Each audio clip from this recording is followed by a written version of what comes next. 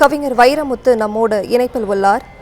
Sir வணக்கம். தேமுதிக தலைவர் விஜயகாந்த் காலமாக இருக்கிறார். உங்களுடைய இரங்கல் குறிப்பை நீங்க பதிவு செய்யலாம் சார். விஜயகாந்த் அவர்களின் இழப்பு சற்றும் எதிர்பாராதது. அவருக்கு இன்று வயது 70-71 என்று குறிப்பிடப்பட்டிருக்கிறது. 70 வயதில் ஒரு அரசியல் தலைவர் மரணமடைவது ஏற்றுக்கொள்ளத்தக்கதல்ல. கலைத்துறைக்கும் சரி, பொது வாழ்வுக்கும் சரி, பாசாங்கு இல்லாத ஒரு நடிகராக, தலைவராக திகழ்ந்தவர் விஜயகாந்த். அவருடைய இழப்பு 2 துறைகளை நஷ்டப்படுத்துகிறது. ஒன்று கலைத்துறையை, இன்னொன்று பொது வாழ்க்கையை. இரண்டிலும் நேர்மையை கடைபிடித்த ஒரு நல்ல மனிதரை காலம் கவர்ந்து கொண்டு விட்டது. உள்ளொன்று வைத்து புறமொன்று பேசாதவரை நெல்லென்று சொல்லி நிறுத்திவிட்டது காலம் என்று இரங்கல் செய்தியில் குறிப்பிட்டிருக்கிறேன். அவருக்கு நான் எழுதிய பாடல்களை இந்த நேரத்தில் நான் ஒரு பருந்து பார்வையில் பார்த்தேன். அவருக்கு நான் எழுதிய முதல் பாட்டு ஏவிஎம்மின் செவப்பு பள்ளி படத்தில் எழுதிய பாட்டு. எரிமலை எப்படி பொறுக்கும், நம் நெருப்புக்கு இன்னுமா உறக்கம், சிங்கக்கூட்டம் நிமிர்ந்தால் கையை நெரிக்கும் விலங்கு தெரிக்கும் என்ற பாடல். அந்த பாடலில் வரிகளை விட, இசையை விட விஜயகாந்தின் உடல் மொழிதான் முன்னின்றது என்பதை இன்றும் கூட நான் உணர்கிறேன். அது எந்த மேடையிலும் சொல்ல நான் தயங்க மாட்டேன். அவருடைய கண்களும் உடலும், கைகளும், அவருடைய கால்களும், உடம்பு முழுக்க நடித்த நடிப்பு ஒரு பொதுவுடைமை தோழர்களுக்கெல்லாம் விஜயகாந்த் கொடுத்த கொடை என்று அந்த பாடலை நாங்கள் கருதுவோம். கரிமேடு கருவாயன் என்ற படத்தில் கரிமேட்டு கருவாயனுடைய மொத்த கதையையும் ஒரு பாட்டில் நான் சொல்லி இருப்பேன். அந்த மொத்த பாட்டுக்கும் அவருடைய நடிப்பு, உடல் மொழி, அவருடைய வீச்சு எல்லாம் உயிர் ஊட்டின. அவருக்கு எத்தனையோ படங்களுக்கு பாட்டு எழுதி இருக்கிறோம். என்றாலும் கூட அவர் அரசியலுக்கு வந்த பிறகு நான் அவரோடு நெருங்கி பழகுகிற வாய்ப்பை நான் இழந்து விட்டேன். கலைத்துறையில் இருந்த போது இருந்த நெருக்கம் அரசியல் துறையில் எங்களுக்கு இல்லாமல் போய்விட்டது என்பது ஒரு செய்தி. ஆனால் விஜயகாந்த் அவர்களை நான் நினைத்துக் கொண்டிருப்பேன்.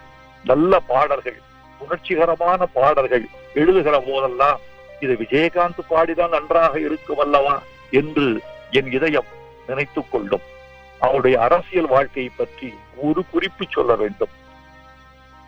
பல பேர் கலைத்துறையில் இருப்பவர்கள் அரசியலுக்கு வரலாம் என்று கருதுகிறார்கள். IAS, IPS அதிகாரிகள் அரசியலுக்கு வரலாம் என்று சில பேர் கருதுகிறார்கள். அந்த IAS, IPS அதிகாரிகள் அரசியலுக்கு வர நினைப்பது 60 வயதுக்கு பிறகு. என்றைக்கு அரசு பணி ஓய்வு பெறுகிறதோ அதற்கு பிறகு அரசியலுக்கு போகலாம் என்று கருதுகிறார்கள். சில நடிகர்கள் அரசியலுக்கு வரலாம் என்று கருதுகிறார்கள். எப்போது தமிழ்நாட்டு அரசியலை அப்படி சிந்திக்கிறார்கள் என்றால், கலைஞர் காலத்திற்கு பிறகு, ஜெயலலிதாவின் காலத்திற்கு பிறகு நாம் அரசியலுக்கு வரலாம் என்று கருதிய கலைஞர்களை எல்லாம் தமிழ்நாடு அடையாளம் கண்டிருக்கிறது. ஆனால் கலைஞர் உச்சத்தில் இருந்த போது, ஜெயலலிதா உச்சத்தில் இருந்த பொழுது நான் ஒரு மாற்று அரசியல் கொடுப்பேன் என்ற துணிச்சலோடும் துடிப்போடும் அரசியல் களத்தில் குதித்தவர் விஜயகாந்த். இந்த ஒரே ஒரு செய்திக்காகவே விஜயகாந்தின் பொது வாழ்க்கை போற்றத்தக்கது. அவர்களுக்கு எதிரியாக வேண்டும் என்று அவர் நினைக்கவில்லை. இந்த அரசியல் ஆளுமைகளுக்கு மத்தியிலேயே தான் அடையாளம் காணப்பட வேண்டும் என்று ஆசைப்பட்டார். அடையாளம் காணவும் பட்டார். எதிர்க்கட்சி என்ற உயரம் வரைக்கும் அவர் அரசியலில் சாதித்தார். காலம் இன்னும் அவரை விட்டு வைத்திருந்தால் அவர் இன்னும் பல புதிய சிகரங்களை தொட்டிருக்கக்கூடிய வாய்ப்பை காலம் வழங்கி இருக்கக்கூடும். அதற்கு வாய்ப்பில்லாமல் போய்விட்டது. அவருடைய புகழ் அவருடைய துணிச்சலுக்காகவும், அவருடைய அன்புக்காகவும், அவருடைய கருணைக்காகவும் நெடுங்காலம் பேசப்படும் என்று நான் நிச்சயம் நம்புகிறேன். அவர் இழந்து வாடும் குடும்பத்தாருக்கு என் ஆழ்ந்த இரங்கல். தொலைக்காட்சியில் பார்த்தேன், தொண்டர்கள் கதறுகிறார்கள். அவருடைய உடல் சென்ற வாகனத்தை முட்டி முட்டி அழுகிறார்கள். எவ்வளவு அன்பு வைத்திருப்பார்கள், எவ்வளவு பற்று வைத்திருப்பார்கள். தலைவன் இழந்த சோகத்தை அவர்கள் எப்படியெல்லாம் தடுமாறி தடுமாறி அனுஷ்டிக்கிறார்கள் என்று பார்த்தபோது நெஞ்சம் கலங்கி போனேன். அவர் இழந்து வாடும் தொண்டர்களுக்கும் கட்சியாளர்களுக்கும் ரசிகர்களுக்கும் என் ஆழ்ந்த இரங்கல்.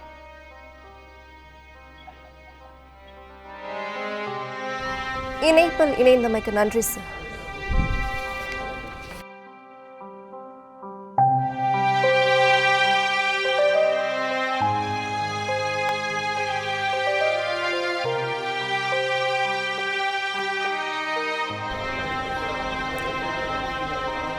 மூத்த இயக்குனர் பாரதி ராஜா நம்மோடு இணைப்பில் உள்ளார். சார் வணக்கம். தேமுதிக தலைவர் விஜயகாந்த் காலமாகி இருக்கிறார். உங்களுடைய இரங்கல் குறிப்பை நீங்க பதிவு செய்யலாம் சார். அவர் கலைஞர் மட்டுமல்ல, நல்ல மனிதன் கூட. இதுவரையிலும் கலைஞர்களில் இவ்வளவு சிறந்த மனிதனை காண்பது கஷ்டம். ஏன்னா கொடுக்கல் அவன் வீட்டில் போய் சாப்பிடாத ஆட்சிகளே இருக்க முடியாது. அது மட்டுமல்ல, துணிச்சல் மிக்க ஒரு கலைஞர். ஒரு கலைஞர் தான் இருக்கலாமே தவிர சினிமாவில் மட்டும் கதாநாயகம், அவர் வாழ்க்கையிலும் கதாநாயகம் முதல். அந்த மறைவு ஒரு கடினமான மறைவு. ஒரு விஜயகம் தனிப்பட்ட முறையில் ஒரு பெயர் எடுத்து தன்னை நிலைநிறுத்தி கொண்டார். அவருடைய மறைவு என்பது அவங்க குடும்பத்திற்கு மட்டுமல்ல, கலை உலகத்திற்கும் மிக பெரிய இழப்பு என்று சொல்லலாம். இப்போ அவருடைய உடல் அவர் வீட்டுக்கு கொண்டு வரப்பட்டிருக்கிறது. ஒரு சிறந்த கலைஞன், சிறந்த அரசியல்வாதி, அதாவது துணிச்சல் மிக்க ஒரு கலைஞர் என்பதிலே சந்தேகமே இல்லை. என்ன அவருடைய மறைவு என்பது அவருக்கு மட்டுமல்ல, தமிழகத்துக்கு மட்டுமல்ல, தமிழ் சுதந்திர உலகம் அத்தனைக்கும் மிகப்பெரிய இழப்பு. குடும்பத்திற்கு ஆறுதல் சொல்ல எனக்கு வழி தெரியவில்லை. இருந்தாலும் உலக தமிழர்கள் அத்தனை பேர்களும் அவருக்கு அஞ்சலி செலுத்தும்.